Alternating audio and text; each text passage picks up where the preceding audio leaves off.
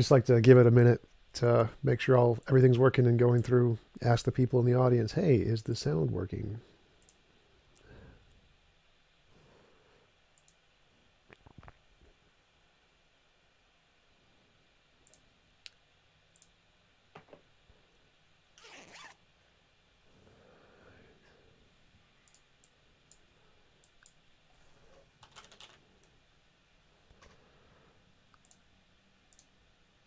Testing, testing, testing. One, two, three, four. Could you say something? Make sure people can One, hear you. two. Testing 1 2 3 4. Testing 1 2. All right, it looks like we're live. So, Trent, thanks for coming on and taking the time to have a conversation with me. I really appreciate it. Would you mind telling us a little bit about yourself before we get started? Sure. My name is Trent Horn. I am a Catholic apologist and speaker. I work for an organization called Catholic Answers, which is a media apostolate dedicated to explaining and defending the Catholic faith. I have graduate degrees in theology, philosophy, and bioethics. I've authored 9 books. I'm happily married with 2 little kiddos at home, and I enjoy talking to people who disagree with me, especially on very important matters related to faith, morality, ethics. And what I try to do, I have a podcast called The Council of Trent, where I explain and defend the Catholic faith, but periodically engage in conversations with people who disagree as a way to model how we can have these kinds of conversations, which I think is important, that no matter where you stand on a belief system, I think it's important for you to be able to share that belief system with other people and engage in critical dialogue and conversation. Yeah, I totally agree. I think that these kinds of conversations are really important, but they're also really fun and interesting, especially when you Oh talk to yeah. someone who's as polite and interesting as you are, as opposed to some people who I know who are just really combative and just evasive. They, So, they those can be more entertaining, and that's what's hard. I think, Tom, that we live in an age where people, they go to YouTube or they go online and they want to be entertained, and so even on your own channel, it's hard. Like, I get entertained when you talk to somebody who's just completely bonkers. And there's fun in that, but it's almost like a guilty pleasure. It's like, yeah, I'm enjoying this, but I really shouldn't, because these aren't the kind of exchanges we should be having. But I don't know if you can relate to that. oh, I totally agree. But it's always about those. You got to get those clicks, right? So mixing in the crazy stuff with the really interesting intellectual stuff, and that seems to be once you find the right balance, that's the way to go. It's candy and vegetables. Yeah, exactly.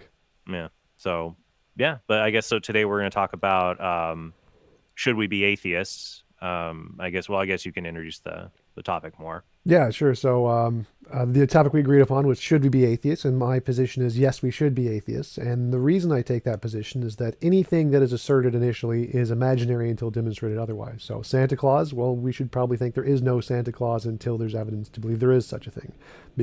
And the reason we do this is because there's infinitely many things that we can imagine existing and people assert as existing, but we don't just give them the possibility from the get-go. We usually just think, okay, that's something that person came up with in their imagination, and until I have good reason to believe that it's more than that, I'm just going to conclude it's just a part of their imagination.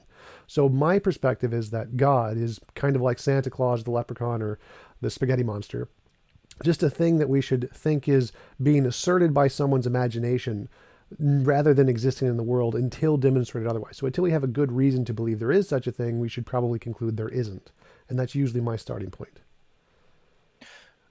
Okay, so I think this is important that when we talk about questions about whether anything exists, whether it's God or whatever it may be, epistemology is going to come into play a lot. And that would be a branch of philosophy dedicated to understanding how we know things, what is knowledge, how do we know things. And so I'm trying to grasp it's a little bit of metaphysics and epistemology, like how do we tell if something exists and what should we conclude about the existence of something given the evidence that we have. I'm having a little bit of trouble with your presupposition that we should presume that something is imaginary unless proven otherwise.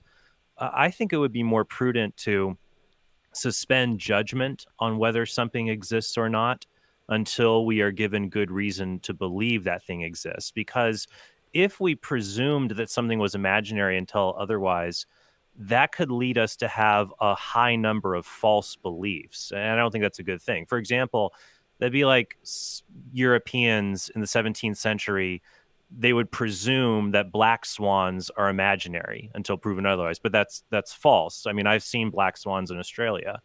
Uh, to me, I don't see the benefit of presuming something is imaginary rather than just suspending judgment until proven otherwise. What do you think of that? Well, it's an inductive argument. The number of things that people have assumed have existed that were just imaginary and we've shown don't exist, or to some significant degree, is so overwhelming that it's more reasonable to conclude that anything someone asserts as existing is probably imaginary, because throughout history, that's usually the case. Like all of the gods, all of the things we thought caused, all the different biological things, fairies and leprechauns and unicorns and mythical creatures and magic and homeopathy and all the things that we imagine existing as a part of the world. When people assert these things as being real in the world, and for the most part, they're not. Like, in fact, like 99% of the things people thought exist really don't. Like, we think that objects are solid, and we realize that after we look at the object, and most of it's actually empty space between the protons and the electrons. We think of certain kinds of things as being real when they're just illusions or delusions or misconceptions. And so the vast majority of things people assert as existing really don't. They don't exist at all. There's so many things that are just fabrications by our mind. It's usually reasonable to think that, well, if this is coming from a person, and the only reason that we have to consider it as being existing is because it came out of someone's mouth, is probably because it came from their mind and isn't actually a thing in the world. And so it's more reasonable to conclude just inductively that, well, if they assert it, it's probably imaginary. And so if it's coming from a person, you're going to need something more, some kind of like empirical basis, essentially, to give us a reason to believe it's not just something in your head, and we have a reason to believe it's a part of the world. Because that's essentially the grounds of epistemology is, well, how do we differentiate between the stuff in our head and the stuff in the world? That's like the first stage of how do we show things exist. Mm-hmm. I would push back a little bit against your assumption that, especially you use the phrase like 99% of what people have believed to have existed, it turns out to actually be imaginary. I'm not sure I could put the number nearly that high. I mean, if you think about the large number of beliefs that people have about things that exist, most of those beliefs are relatively mundane. There is an arrowhead in my hand. There is a river. There is my child. There is a large bright object in the sky.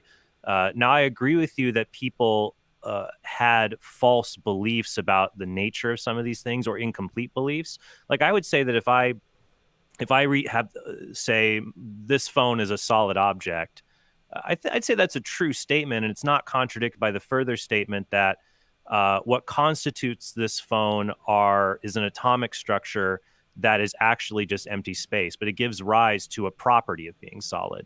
So I guess I would disagree with you that humanity has had such a high error rate that we should just presume error. That's where I would have a disagreement, I think, with your epistemology. Well, that's already been proven without any doubt by the field of neurology and psychology. The most of what we see around us is mostly just a mental construction of the world. It's not actually there. It's not real in the sense that our ideas of reality are describing reality as it is. They're just kind of vague constructions made by our mind, and they're very faulty in many, many ways. So we know our minds are pretty much faulty in every way, which is why we shouldn't trust, and we don't trust personal experience as a kind of reliable testimony, and why we do require science to actually demonstrate certain things exist. Like if you take your example of the phone, when you held it up and you said, this is solid, and then you take the second example, well, this is actually mostly empty space. If you just have that claim on its own, that the phone is mostly empty space, before knowing anything about science, you should reject that claim. It's like, it's meaningless. Like, how could you possibly be empty space? It's clearly solid. But then once you have the empirical evidence, that bolsters the claim to no longer be just an imaginary claim. It's not like you wouldn't just give it a 50-50 and say, well, it could be mostly empty space or it couldn't be mostly empty space. We're going to say, no, I'm going to reject that it's mostly empty space. But once you provide the empirical evidence, well, I'm like, oh, okay, that may have been a false belief, but I had reason at that time to reject it. And now I have reason to accept it.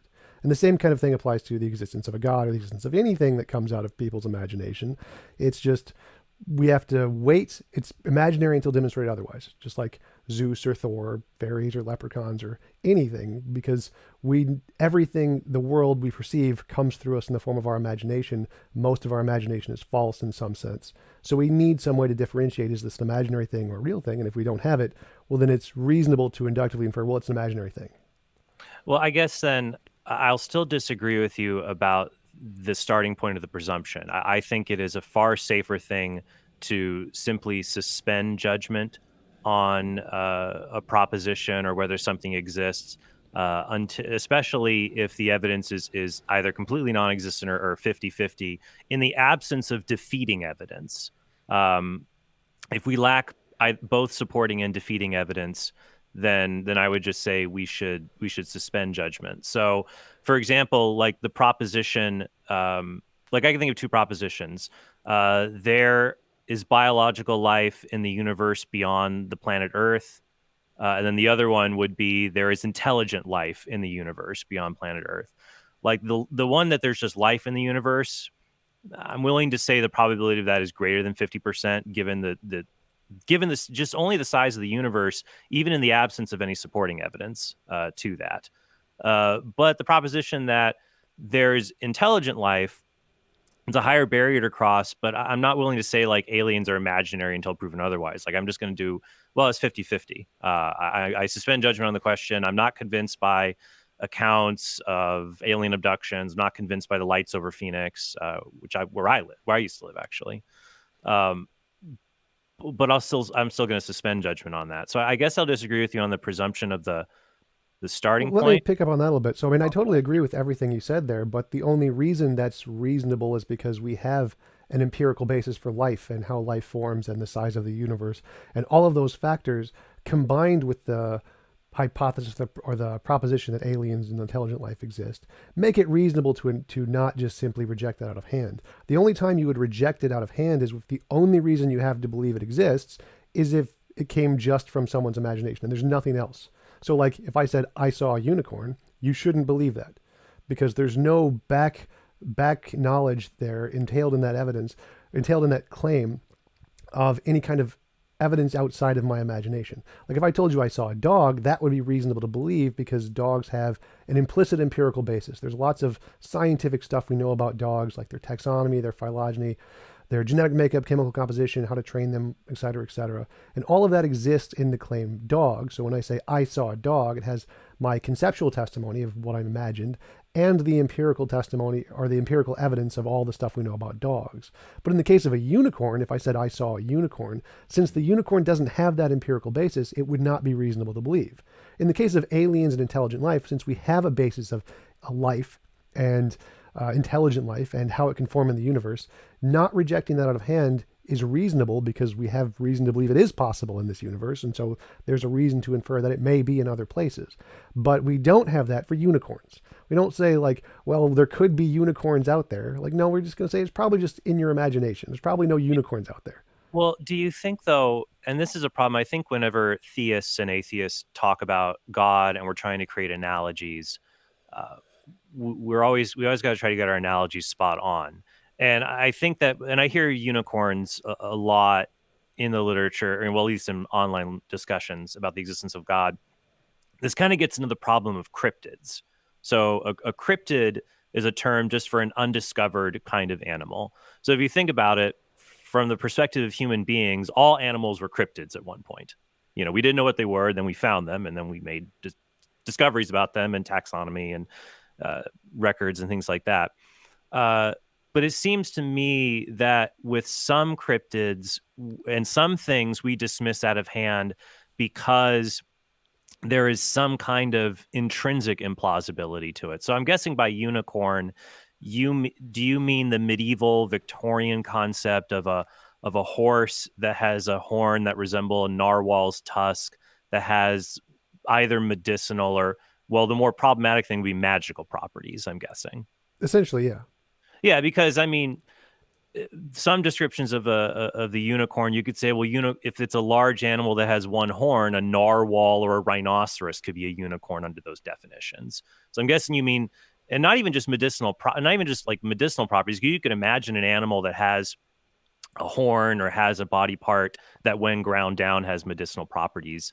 But more usually we associate unicorns with being able to do magical things, and we find magic to be implausible, and henceforth magical creatures are implausible, and we reject them out of hand. And that seems to be where we would put fairies, leprechauns. So it seems to me like like imagine we're in 17th century Europe. Like the set of magical creatures, like you would say unicorns, fairies, leprechauns, that's different than other uh, animals that have not been discovered, like black swans or animals in the New World, for example. But I think the difference here is not like lack of evidence or empirical evidence, because in both cases you would lack empirical evidence. It's that one set has magical properties, and we think magic in and of itself is implausible. Well, no, And I wouldn't say that. So okay, the way I would address that is, in fact, the empirical evidence thing. We have empirical evidence for all of the parts of dogs. Like we can the bones. It's made of X and Y chromosomes, DNA. All of the parts of dogs are just things that we have an empirical basis for. But the magical part of a unicorn, we have no empirical basis for. The only basis for magic we have is somebody said magic and they claiming this magic stuff exists. But there's nothing outside of what people say to actually believe that magic exists. So anything that has this magic property is going to lack that empirical basis, which is why it's not reasonable to believe. All we have for it is just people's testimony, and that's it. And people's testimony, because it doesn't have that additional, can we differentiate, is this an imaginary thing or a real thing? Then we just lean towards it's one of the imaginary things.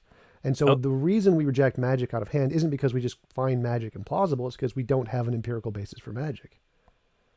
well, I don't know if that's the case. So if my friend came back from Australia, in the 17th century Europe, and he told me that he saw a swan, oh, mate, no, that's Australian. I'm not gonna do accents. People always get reamed that I can't do accents correctly. So just fill in the accent.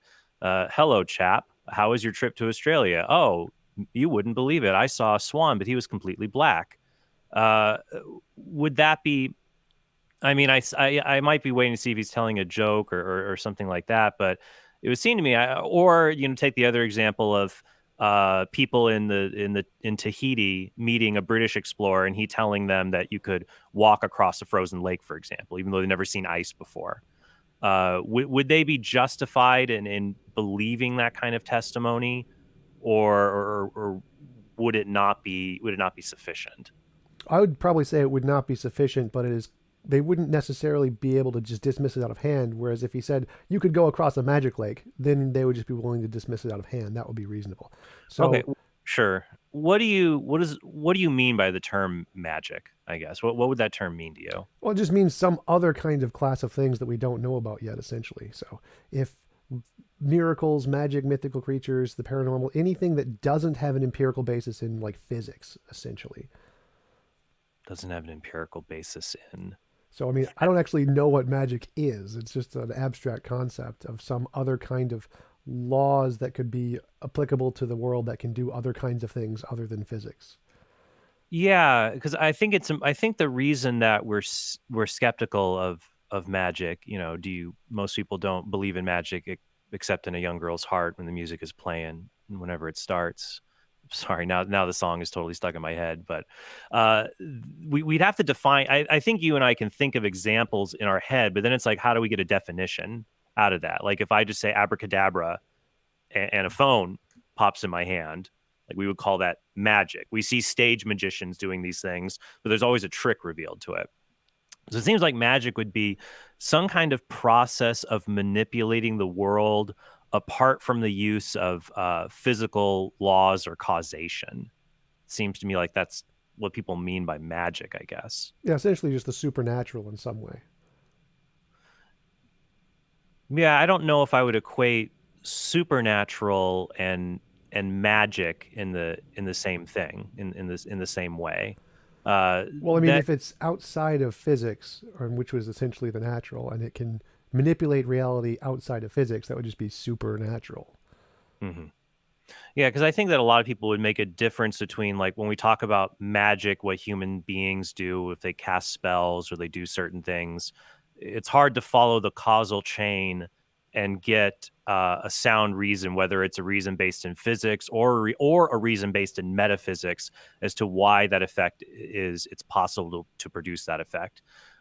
Whereas I think that if God creates the world and sustains it, there may not be a physical explanation because God is not a physical being. There may be some metaphysical explanation for why God is the reason that the universe is sustained or some reason like that. I'd like to ask you a question though about being an atheist and holding to this position. Um, is there a way that atheism could be falsified? Depends on what you define as atheism. My version, yeah. So I define atheism as just there's no reason to believe in a God. So if you presented evidence, then that would falsify my position and I'd become an agnostic. Okay. What do you mean by the term God? Usually like a eternal, all powerful, conscious being of some kind. Okay. Like that is the necessary foundation of reality. Essentially. Hmm. Okay. So it is possible to do that. Uh, could you give what might be a hypothetical example of a kind of evidence or a scenario that would falsify atheism beyond just because with any situation we could say, can your position be falsified? A person could say, sure, if you give me evidence for it. But if there's actually nothing that would satisfy the set that we call evidence against this, then it's kind of a fruitless endeavor. So, I mean, is there like a hypothetical situation you could think of, Well, or sure, I can think of a lot of them. Just any novel testable prediction. So you say, if there is a God and he answers prayers and I pray for a gold brick and a gold brick appears in front of me and it's repeatable and we can do it again and again, that would be good evidence. Or if you can say, if there's a God and I pray to him and he's going to regrow this limb and it happens repeatedly and we can do it again and again, that would be good evidence. Or if we could go back in time or look at a powerful enough telescope that can see the light going around a black hole and we can just look back at the resurrection of Jesus and see it happen, that would be good evidence. Like any just novel testable predictions is what I use as the basis for anything. so it sounds like what you're saying is that if we can observe in a repeated situation something occurs that we cannot explain naturally, we're Well, no, I just wouldn't say that. So the fact that we can't explain it naturally is we could always explain it naturally. We could always just say it's an unknown natural thing. So what makes it evidence is if you can make a prediction that we don't know yet, and you get it right, and we haven't predicted it. That's good evidence for your hypothesis over mine. Yours can do something mine can't, so that's good evidence that your hypothesis is correct, more so than mine. So all you need is novel testable predictions. You can say, I believe there is a God, and this God is going to do X, Y, and Z if we do certain kinds of testable predictions, and we get those results consistently. That's evidence. Doesn't matter if we can explain it naturally or not. You got it first. You get the evidence. But wait, I don't understand. So just the fact that if someone makes a prediction and the prediction is able to be borne out, that would prove it. Because I'm not seeing how you have Jack who predicts God exists, and because he exists, he will always create a gold bar in my hand every Saturday at 3 p.m. And then that happens. It seems to me all we could derive from that is there is some kind of cause that creates a gold bar in Jack's hand every Saturday at 3 p.m. Well, Like no, that's just how science works. As science is well, I predict that general relativity and all of these things. Therefore, we're going to see a slight curvature around the sun. I mean, it's not like we conclude, well, all we can conclude is just there's a slight curvature around the sun. Well, no, it's because you got that right and no one else got to predict it. It means that we're going to infer that all of those other things you predicted, also a part of your model, are also probably true. Like what caused that was the curving of space-time. So we're going to assume, okay, there's probably the curvature of space-time also. wait, that's a little different though, because even scientists will disagree amongst each other. They'll make predictions and things will come about, but then they have to interpret the data and the conclusion. That's why we have, for example, in quantum physics, there's not one single interpretation of the equations and the findings of quantum physics. There's like a dozen of them. Because none of them have made predictions. Like the reason there isn't a consensus in quantum mechanics is because none of them make novel predictions. They're all just post hoc explaining the same predictions. But if one of them made a new prediction that the other ones didn't, and it got it right, then we would essentially accept that one. Just would be done. And that would be the only interpretation or the majority interpretation. Okay. So when it comes to understanding true beliefs and to see whether, like, let's say we want to determine if a proposition is true. So whatever proposition may be, it seems to me the way we do that, there's multiple tools to determine if a proposition is true. Some more reliable than others, but some more restricted than others.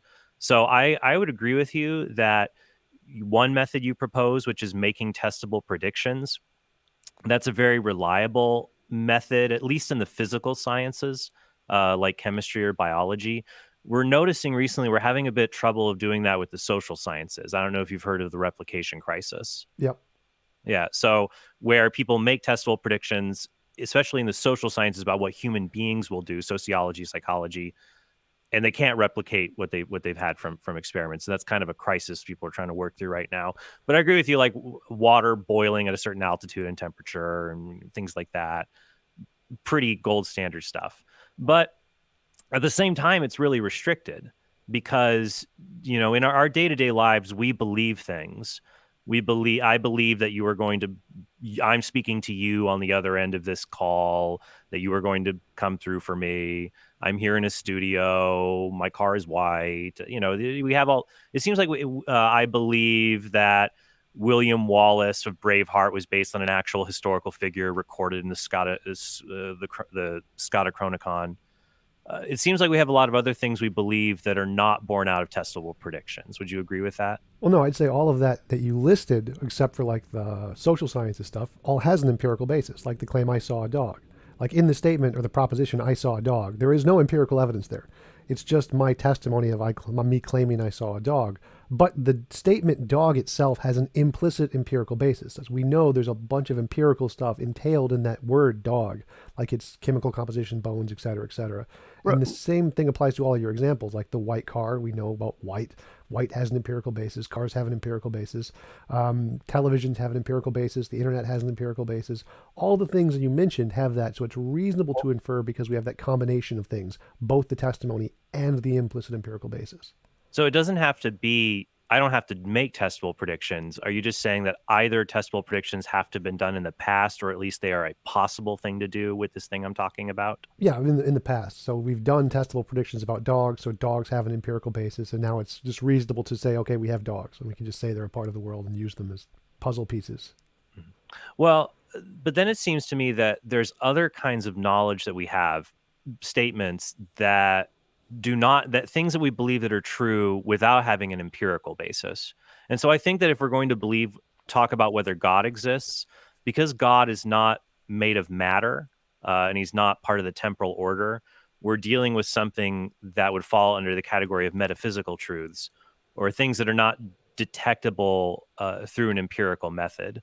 So is it possible to come to a knowledge that's of certain statements or truths without testable prediction, that they're what we would call metaphysical truths? Other than I think, therefore I am, no. There are conceptual truths that we can come to reasonably conclude without an empirical basis, just like I am thinking of a unicorn. That's reasonable to believe without an empirical basis. Or something like those lines. 1 + 1 = 2, A = A, the laws of logic. All of those things are just in our heads. They're conceptual. You don't need an empirical basis for those because they're all imaginary stuff.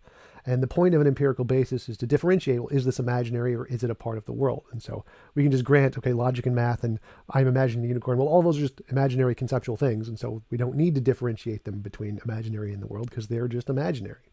But if you're claiming that there is this thing outside of your head that exists in the world, then you need some way to differentiate, is this an imaginary thing or is it a real thing in the world? And if you can't do that, then it's reasonable to conclude it's imaginary. So in the case of God, if there's no empirical way to demonstrate it's not imaginary, you need some other way to demonstrate it's not imaginary.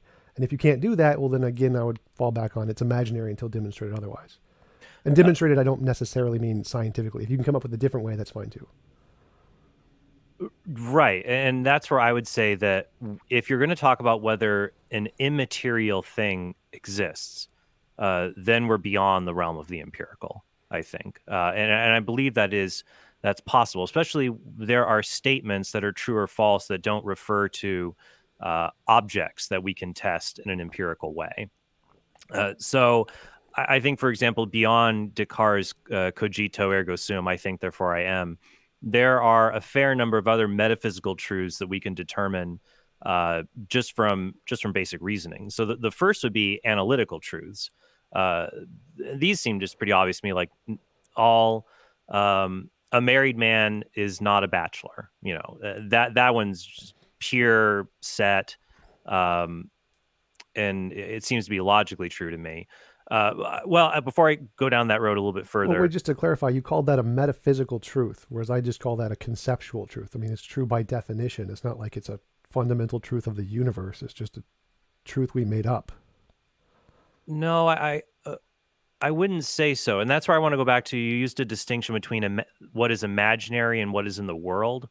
I think it would be better. I like the terms what is mental and what is extra mental. Okay, I'm happy to grant the terminology.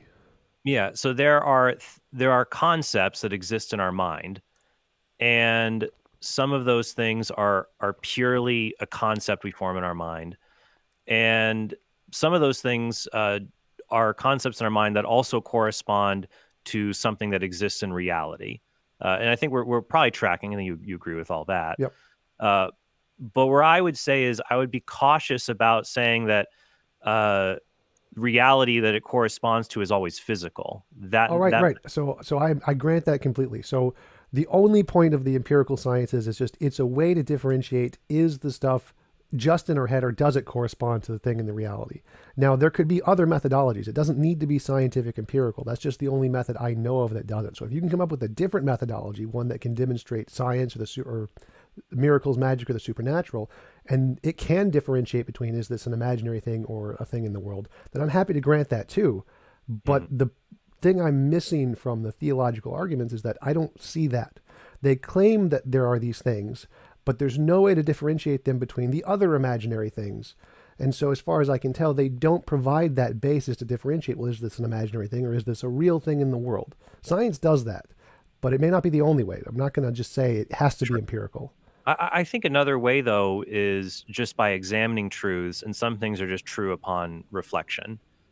So, one of those things would be those logical truths like the law of non contradiction. And I don't think that's something we have to discover empirically. I also would disagree with you that it's just something that we came up with because when we create things, when we create concepts as human beings, we're always free to change them later. I mean, I can think of the concept, Robin is Batman's sidekick, but I could always change that later to be something else. But things like logical truths, related into the definitions of things or the law of non-contradiction, to me those seem to exist in a kind of permanent immutable way that put it beyond just something that human beings invented. It's more like something human beings discovered.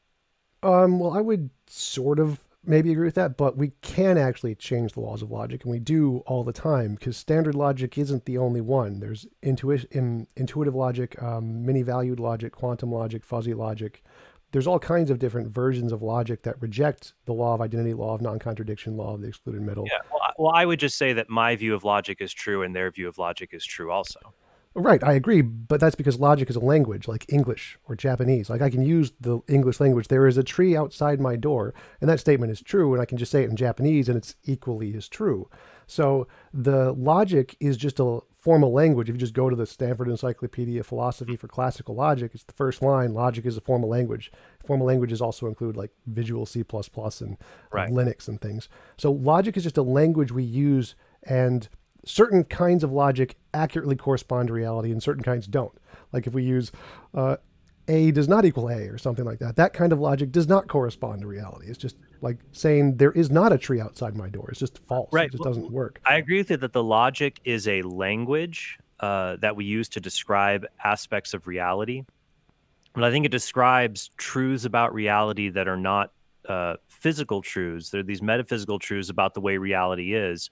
And sometimes the statements we use to describe reality are contingent. Things could be different. We could not, it's possible we could have not had this conversation today. But it's not possible for us to be having the conversation and not having the conversation at the exact same time in the exact same way. So I'm not trying to make an argument that we're getting straight from the laws of logic to God or something like that, by the way. That's not a route I want to go. I'm just trying to figure out, for me, a belief in God, I think, makes sense if you start with very basic metaphysical principles. About the nature of existence and the nature of causation that I believe we can determine just by reflecting upon them. So I think there are those analytic truths where if you know the terms, you can discover if the statement is true or false or contradictory. I also think that there are synthetic truths that you may not be able to see the necessity right up front, but the more you think about it, like, oh, I guess that is a necessary truth about about reality, any kind of reality we be in. So one of those might be anything that is red has a shape. Like, I think that's a necessary truth, but I don't think that that's contained within the concept of red. I don't know what you would think of that. Well, I mean, I would say that red is just a thing in our brain, so not necessarily, but I don't want to be too pedantic on that point. I'm happy to grant it. Sure, sure, sure. I think another one, going from the laws of logic, might be that nothing can cause itself to exist. Like, if we're understanding the way reality is, that seems to be some kind of a logical impossibility. I don't know if you would go with that. Yeah. So the way you phrased it, nothing can cause itself to exist. Yes. So just things can't cause themselves to exist. A thing a thing cannot bring about the beginning of its own existence. Yeah. So, okay.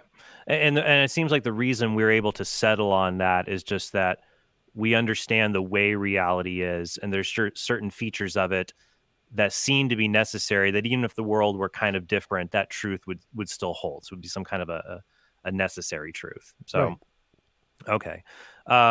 Yeah, and so I think then for me that's helpful, that if you can come up with these kinds of metaphysical truths, you could assemble them into an argument whose the conclusion of which is that there is some kind of necessary cause or explanation for the entire universe itself.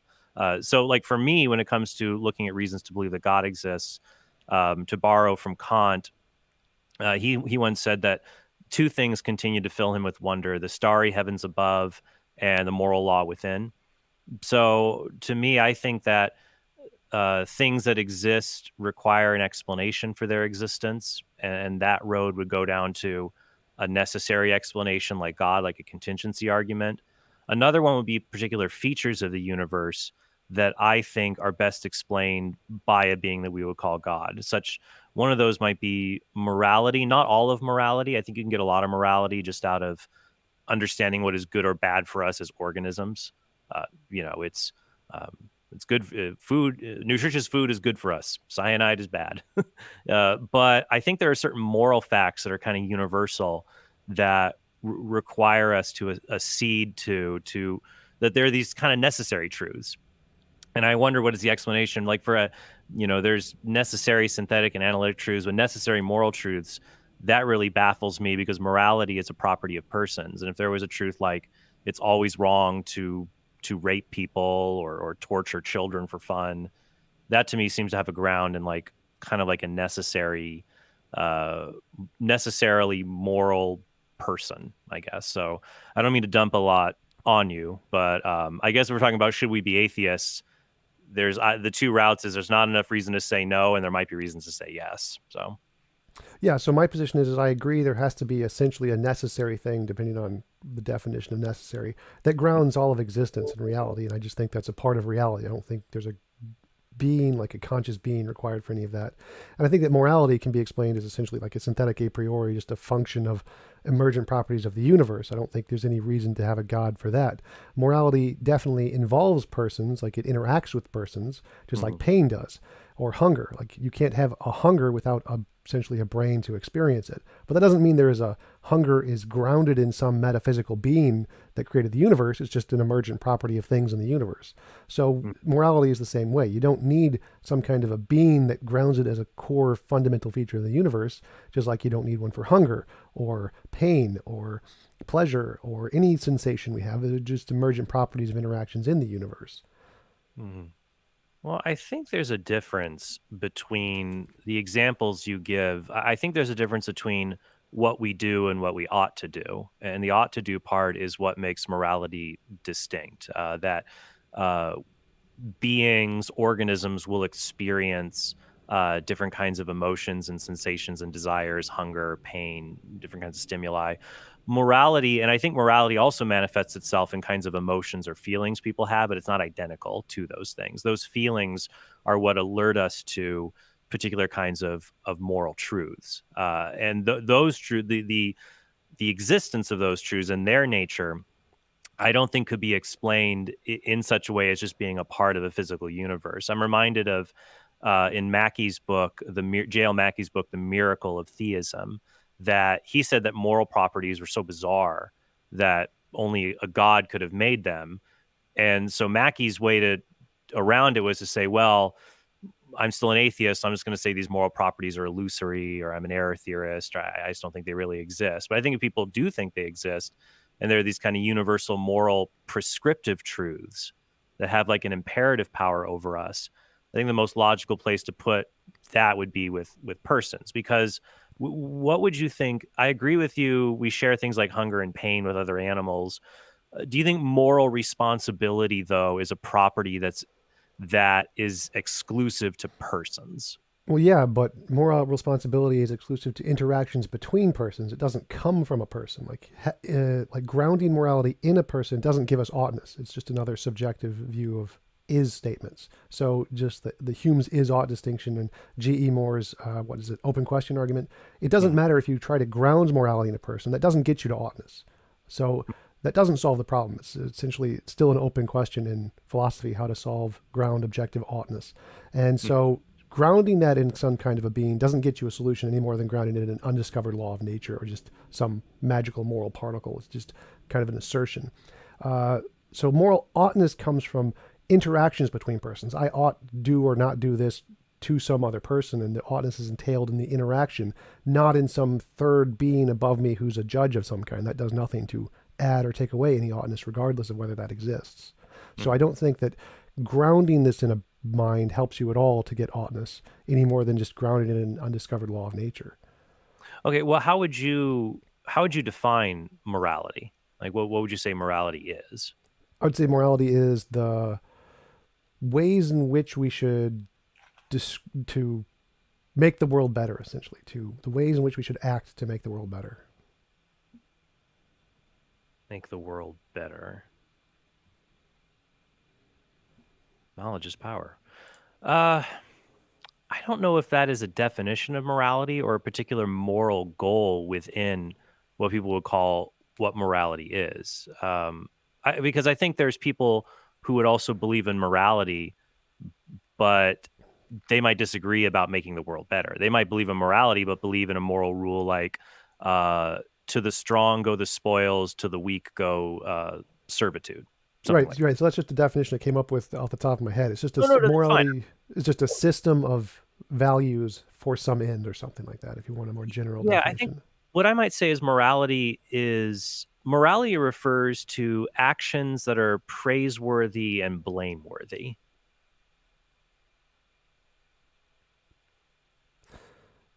I'm not sure I would agree with those because I think praiseworthy and blameworthy are kind of arbitrary. Because again, those you could just define those in any way you want. Many people see different things as praiseworthy, and many people see different things as blameworthy. Sure, but I think everybody recognizes that there's a difference, that some things are praiseworthy and some things are blameworthy, even if they don't know what should fall under those sets. Yeah, I don't think so. I think that those are anthropomorphisms where you take an action which is morally good and then you say, well, we can judge its moral goodness by whether or not I think this person should be praised or blamed for it. But the praise and the blame is irrelevant to what makes it good. The goodness would seem would be intrinsic to the action regardless of how anyone would see or judge it. So I wouldn't necessarily use the blameworthy, praiseworthy. That seems more like a secondary kind of consideration to judge the morality, but it isn't the morality itself. No, I agree with you that the property that something isn't good because it's praiseworthy, that's a tautology. If it is good, that it's going to be praiseworthy. I'm just saying to identify particular kinds of acts. So, when I take my kids to the zoo and they see the tiger eat the bunnies on Sunday feeding day. The bunnies are already dead, but like if they were alive, we would not consider that blameworthy. But if we did see, somebody a zookeeper push their ex-girlfriend into the tiger cage and have them be eaten, we would call that a blameworthy action. And so we would say that would fall under a moral sphere.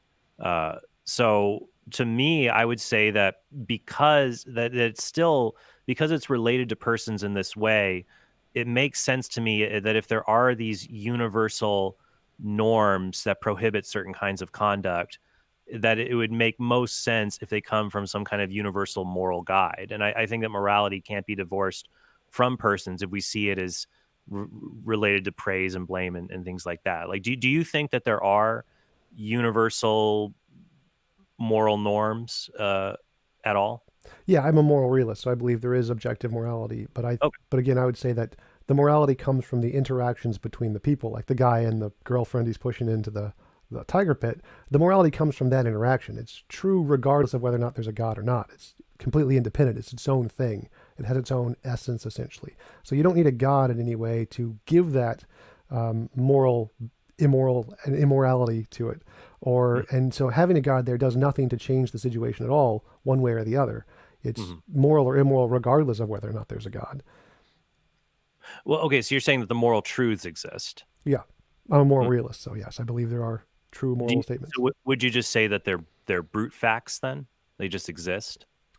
I would say that they are more like a triangle or something, an emergent property of interactions in the universe, not necessarily brute facts.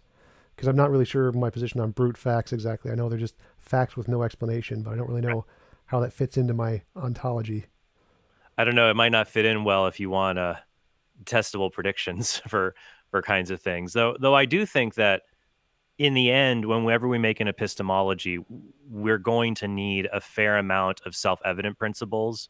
Like I've heard you speak with other people that like the main self-evident principle you have is I think, therefore I am.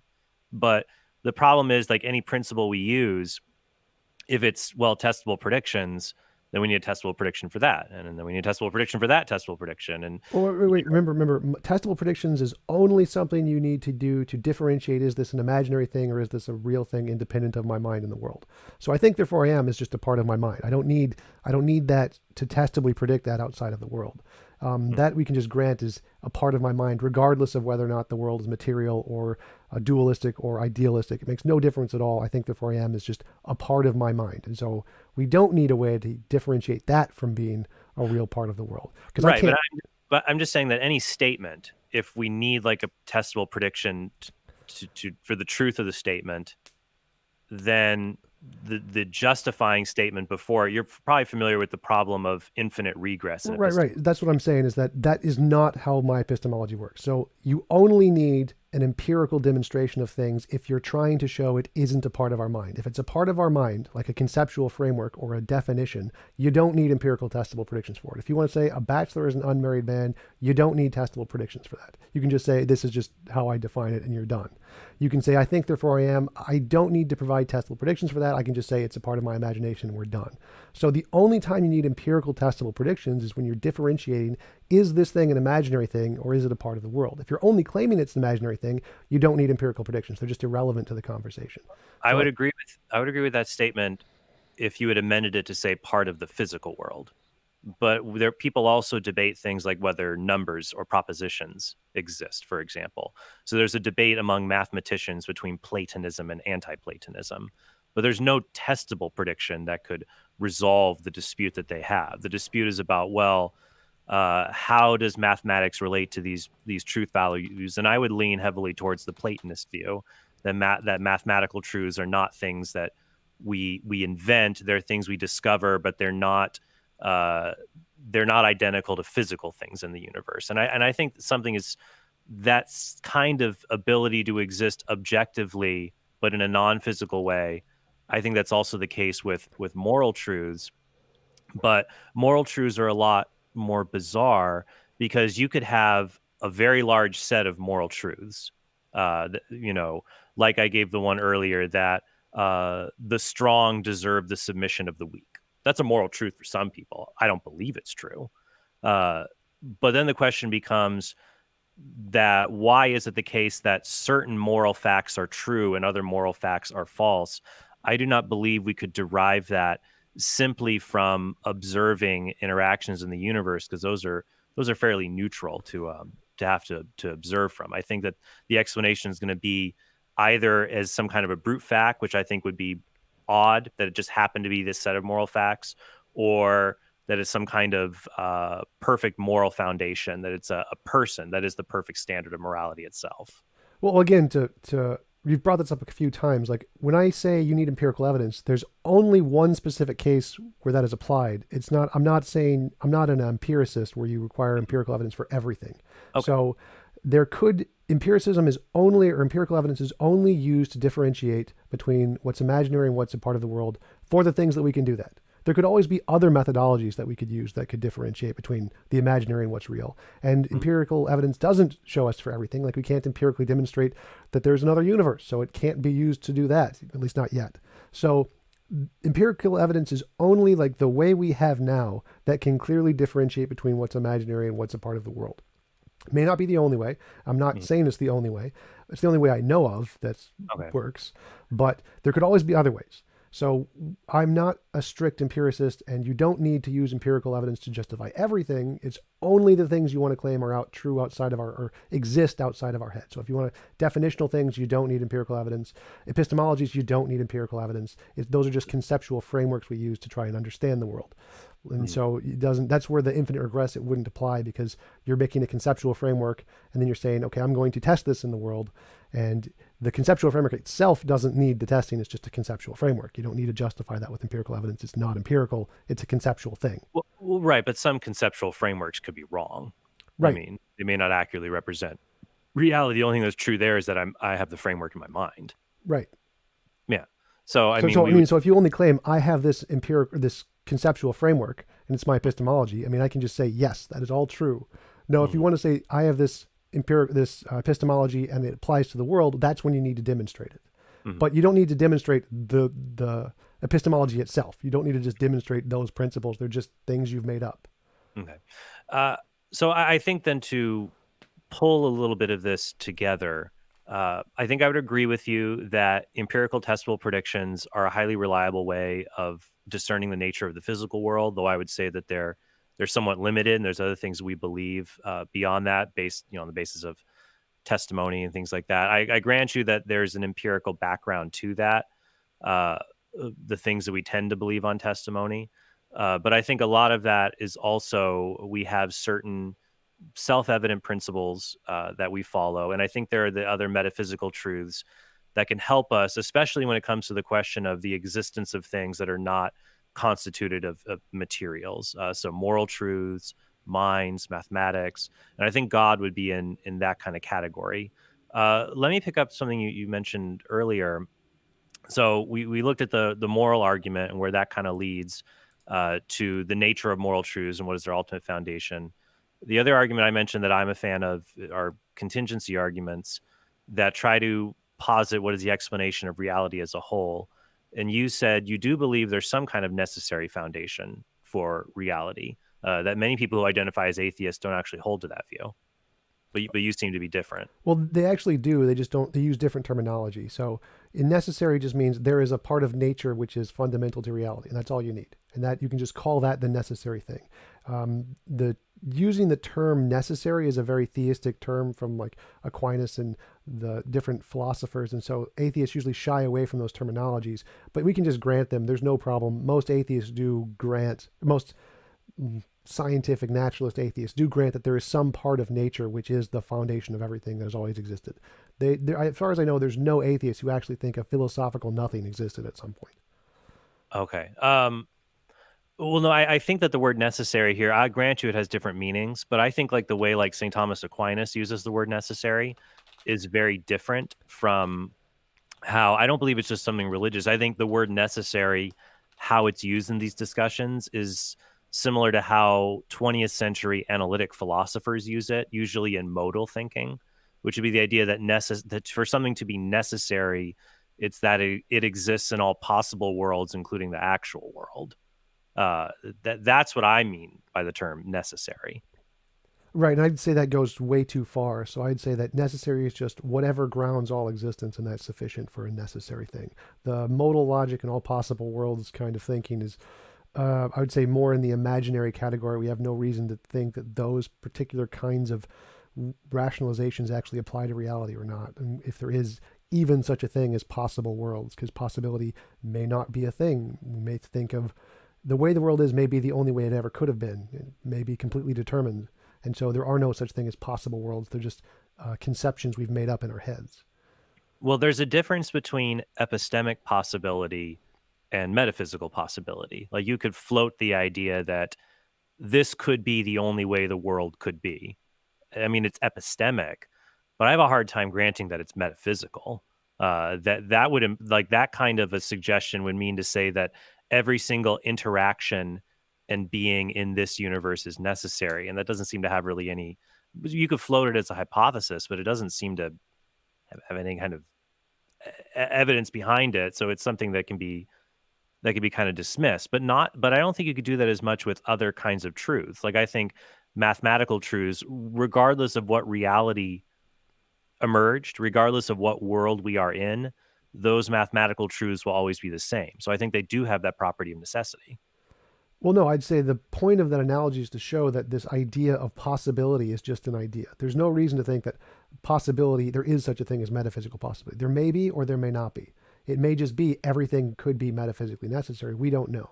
So when we think of modal logic is just a system of things we think about in our head. It's just another language. It has no application to metaphysical way the world is or not. We have no idea. We have no connection there. It's just a system of thinking about things.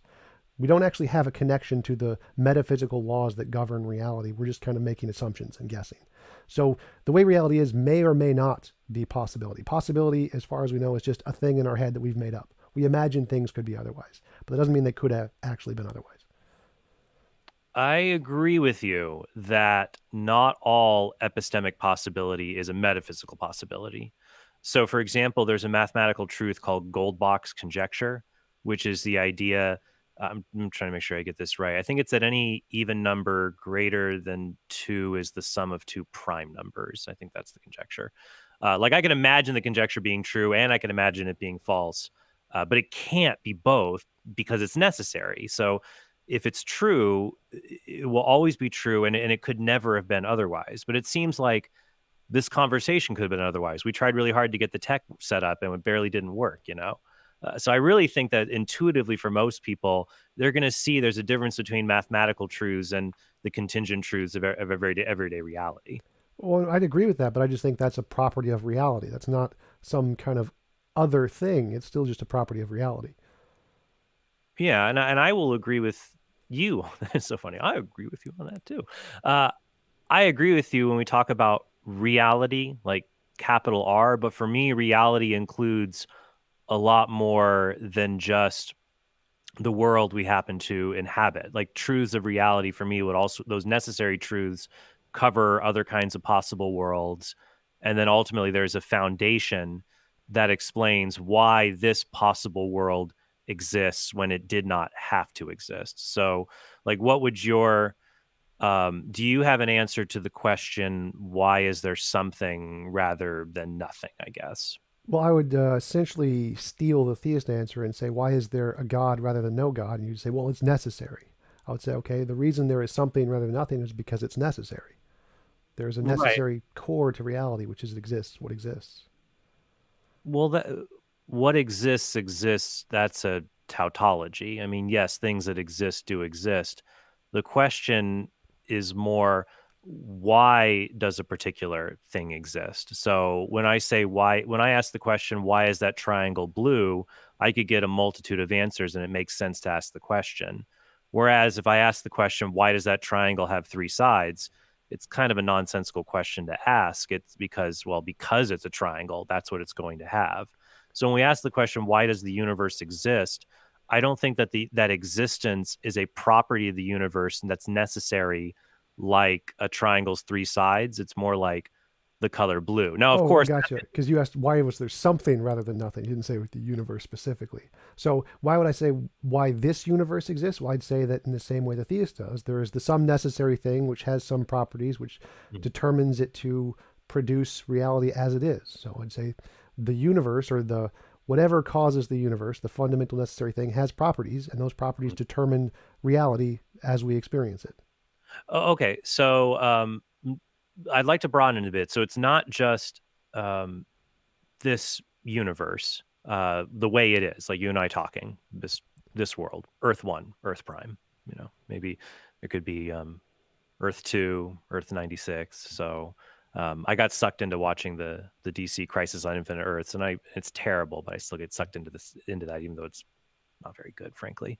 Um, when we I you know we could ask why this particular world as opposed to any other, But my question is a little bit broader. Why any physical reality at all? Do you believe is the existence of nothing possible on your view? No.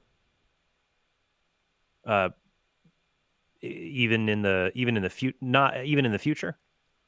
Um, yes, because even if there was like a nothing, that is still a set of reality. So I think that nothing is impossible. I think a philosophical nothing is like literally impossible. Really? Yeah. So you don't think it could have been the case that there was just no contingent realities or physical realities at all, that just could not be? No, that absolutely could not be because we exist. So that could not have been ever. Not a possibility. Well, no, I agree with you. It can't be the case that there is absolute nothing, given that we know we exist right now. My question was more, could it have been like it could have been the case you or I did not have this conversation? Could it have been the case that there was actually nothing that ever existed? Right. And my answer is no. Like the fact that we exist at all means there has always been something. There could have never have at any point or any point in the future ever be an absolute nothing.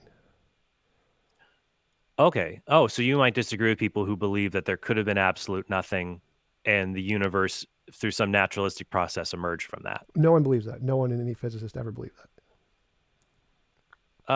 Well, maybe not a physicist, but like David Hume talked about imagining something coming from nothing. I would imagine I don't know what he meant by that, but yeah, I would say that would, no. There can't be an absolute nothing and something popping into existence from that. Hmm, that's helpful. So I guess then if the theists were successful with the Kalam argument to prove that and I'm not going to try to do that here because we've already gone long and I'm about to lose my studio time.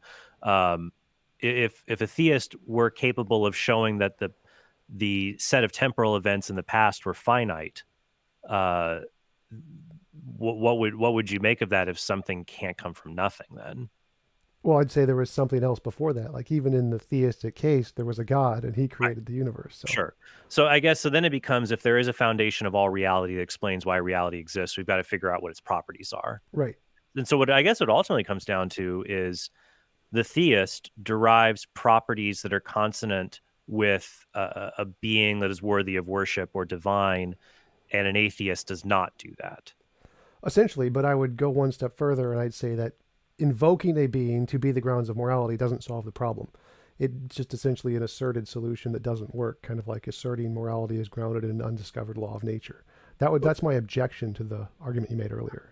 Right, but it's not asserting, it's deriving. Like it seems like we both agree there's some kind of necessary foundation. We're just trying to figure out what are the properties Right. of this foundation. And if you ticked off enough boxes, because you had even, I think, even ticked off a few properties that theists believe in God, though you're not committed to it being God, like being eternal or factually. By eternal, do you just mean indestructible? Not sure. There's lots of different ways to mean that. I'm essentially just using the theist terminology to get as close as possible to make the conversation go as smoothly as possible. So I'm granting as much of the theist terminology as possible. So like eternal, all powerful, and necessary, I just grant all those terms and just take them and say we're going to grant those. Mhm. But yeah, the one I definitely disagree with was even if I grant moral realism, Yeah. saying that morality is grounded in a being doesn't solve any of the problems with what morality is. It doesn't give us a solution to the is ought problem or the G.E. Moore's open question arguments. And so trying to ground morality in a being doesn't get us anything. We can grant. Yeah, I think there might be ways around that. With Moore's open question argument, deals with the nature of good and whether good. I think it's whether it's used in like a univocal or an equivocal sense, because I could say that um, you're a good interviewer. Could just mean you're really good at doing interviews. But you could also be a good interviewer in that you donate your Patreon to starving children in Africa. You're a morally good interviewer. So they're different in that regard. But I think there might be an analogical way to speak of good to cross that divide. So like when I look at if a property is something that's necessary to be the ground of all existence, I would see another property that would come from that would be that whatever this cause is, it could not be composed of parts itself. It would have to be. I don't know if you're familiar with divine simplicity as in theology. Yeah, Aquinas is the simplicity and aseity and all those different properties.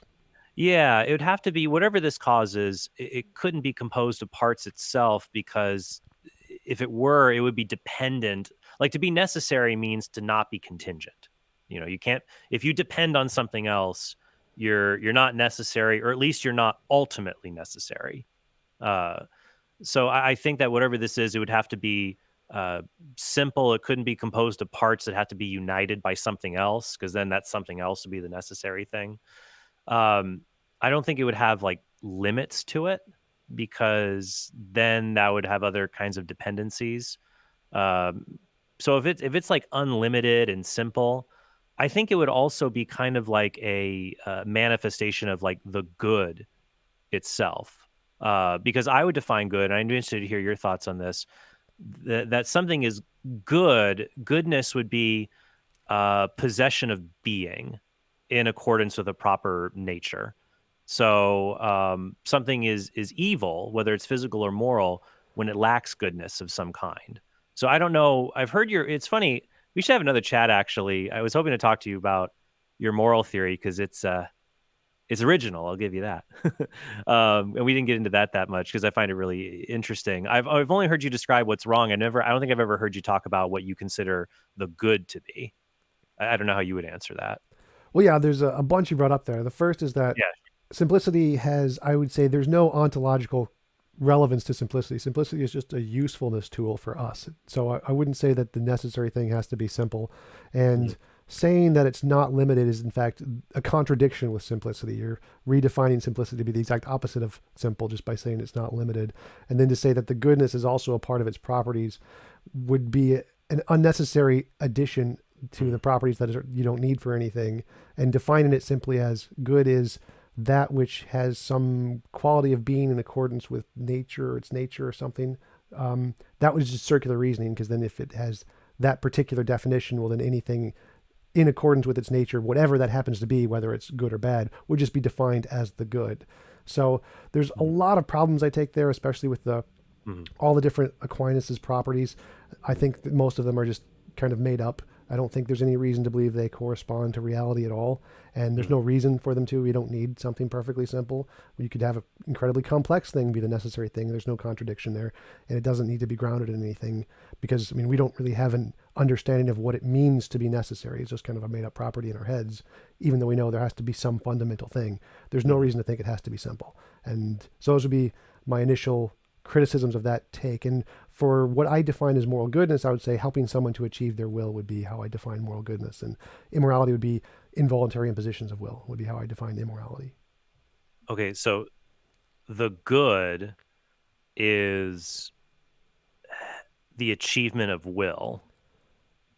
Is Helping that your- someone to achieve their will, I would say, is morally good. Well, if I achieve my own will, is that good? I would say no. I would say that that's just amoral. Uh, well, what is the difference between if I open a door and I like it, then so I achieve my will. If Nick opens the door when I leave the studio, that suddenly becomes morally good. I don't understand the difference. Right. So if he's doing something to help you, that's moral. But you doing it yourself wouldn't be moral. It's just amoral. Oh, well, wait, that seems a little. I don't want to eat up too much of our time because your moral theory could be fascinating, and it's not germane to our whole discussion about whether we should be atheists or not. But I do think that for me, goodness, because I think the word good, because you were talking about the open question argument, I think that when we understand it as the possession of being, that helps to cross the divide and allows us to use good in both moral and non-moral senses. So we talk about things like a good microphone, a good apple tree, a good human being, a good teacher. We can use it in those ways, and so goodness is possessed in a way that to me, that in all of those examples, it seems like something is good when it possesses being in accordance with the way it ought to be, like we call it nature. And when it's bad, like a bad tree, a bad microphone, it's lacking or missing something that's essential. It seems to be like a common denominator, including with bad or evil human beings. They're lacking something like empathy or justice or things like that. So for me, and I apologize that I don't have a more laid out philosophical argument to give you. It's just to put out there. I think that if you have a necessary foundation, if it has that full possession of being to explain why things are necessary, I think both goodness and the non-moral and moral sense would accompany it. So I guess that's the route I go with that. I tend to take the classical philosophical route there and just say, well, that's just circular reasoning, and you apply that. You just essentially define good as whatever you want it to be, and it kind of just works for anything. You can take the same argument and say, well, there is just an undiscovered law of nature, and it is the ground of being, and its being is the apex of what morality is, and anything that is not in accordance with it becomes immoral. And so it's kind of like the argument from, well, if God was evil, would killing people be good, kind of a thing. If you define morality as just the ground of being, and whatever its nature is that being, well, then morality becomes arbitrary. And you have to come in with some kind of secondary, well, his being is some certain way for some other reason, and then it becomes no longer about his being. It's this other reason that justifies the morality. Yeah, and I would just say there's a difference there between moral epistemology and moral ontology. Like we're able, even if you don't know who God is, you have a moral sense to determine what to locate particular moral truths. And we seem to both agree these moral truths exist because we're both moral realists. Even if you have not plumbed to the depths of understanding what makes those truths true, just like people can intuit mathematical truths without being able to perform the proofs and find the ultimate foundation for those truths. So, Oh yeah, I totally agree. I'd say that the way we know about morality is independent of the ontology of what it actually is. My mm, objection is that the ontology you're presenting, the definition of saying the ontology of morality is if a being is in accordance with its nature, makes morality trivial. It makes it just whatever happens to be the nature of the thing for no reason, and that's kind of the objection. okay. Well, I mean, we could keep going back and forth here, but I have one last question, I guess, to wrap up. Before I wrap, though, I do, Tom, commend you for having these dialogues. You've had an impressive number with different apologists and Christians. I wish you could get as many atheists on my show as you get theists on your show, frankly. So kudos to you. Keep that up. Then more of a practical one for our listeners to find interesting. What if your listeners wanted to say, hey, where could you go to get the best defense of theism? Like where would you point them? Like for me, like the best defenses of atheism, I would send them to somebody like Graham Oppy as a philosopher at Monash University. I think Stephen Law is good. He can be a bit surly sometimes, but I like him. And then just older works, maybe like Mackey and others are good. I always, when I talk to people, a lot of times I like to ask a question like to see if they've looked into an issue. What do you think of the other side? Which I think Well, is for anybody, it's an interesting way to gauge how well someone's looked into an issue. So I guess that's how I'd offer for the other side from my perspective. How would you take it? oh yeah, absolutely. And thanks for coming on. I really appreciate you having the conversation with me. It was a lot of fun. But yeah, I would say depending on what kind of theism they're interested in looking into defend, I'm a big fan of Richard Swinburne, but he rejects free will, so I don't know how many theists would agree with that. And then Alvin Plantinga, I like his He version. can't help it. You can't help it, exactly.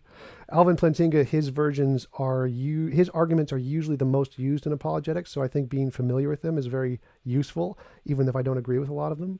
I really like Pete Enns. Pete Enns is like my favorite theologian ever. I just agree with everything he says pretty much. Like, yes, Hmm. just, yep, yep. But he's still a theologian. I think his Is he position is, Bio Logos? Pete Enns. That sounds very familiar to me. yeah, But he's I a know, professor. I've had him on. yeah. So, Okay. Yeah. I think I know what you're talking about. Yeah. Yeah. so I mean, those would probably be the big names who I think are the most, who I personally think are the most respectable apologists that I know of. Okay. Okay. Cool. Well, thank you for having me here. I went a little longer than I thought, but no harm here in our studio. I think we're still good. Thanks much, Tom, and hopefully we'll get to chat again sometime. Yeah, thanks, Trent, for coming on and having a conversation. I really enjoyed it. Talk to you Alrighty. later.